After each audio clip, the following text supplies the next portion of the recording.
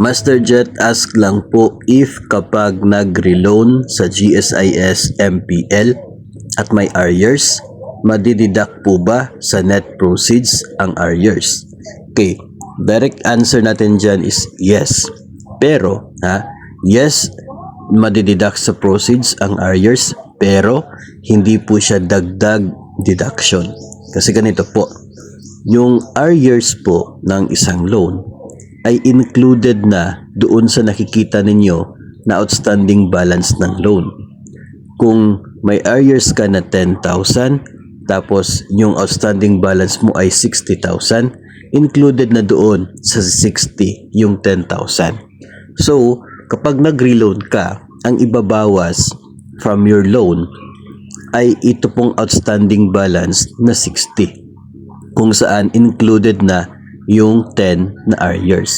So, technically, kasama siya sa i-deduct from your net proceeds, pero not an additional deduction sapagkat included na siya doon sa outstanding balance.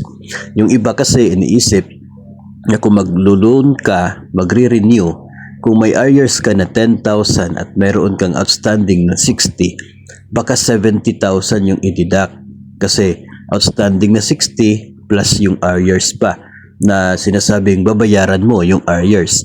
So, magiging 70 yung deduction. Hindi po ganon, no? Hindi additional sa outstanding balance yung pag-deduct ng arrears. Kasi siya mismo ay included na doon sa outstanding balance ng loan. So, sinasabi, babayaran mo yung arrears mo kapag nag-renew ka, nag-reloan ka. Totoo po. Pero, babayaran mo siya since kasama naman siya doon sa outstanding balance. So, wag po kayong mag-alala, no, na ganun po ang mangyayari. Bababa yung inyo pong net proceeds dahil po sa arrears, dahil dagdag siya na deduction. Ang problema lamang po, kapag nag-renew ka ng loan na may arrears, tapos yung naka-reflect na arrears ay supposedly ay remitted kasi nga nakadeduct sa sahod mo. Doon po yung problema.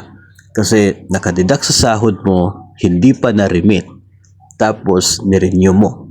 So parang nagbayad ka through yung salary deduction, tapos binayaran mo pa through renewal. So ngayon, ang mangyayari niyan, yung nakadeduct sa sahod mo, once na ma-remit yan ng agency to the GSIS o to the lending institution, kapag na-remit yan, magiging advance payment yun sa inyo pong bagong existing na loan. Kaya ay pwede po ninyong i-request ng refund. Pero hindi po magre-refund si GSIS kung hindi naman po dumating sa kanila yung remittance doon sa nakadeduct sa sahod mo. So ganun siya ka medyo complicated, pero yung susi talaga para mabawasan yung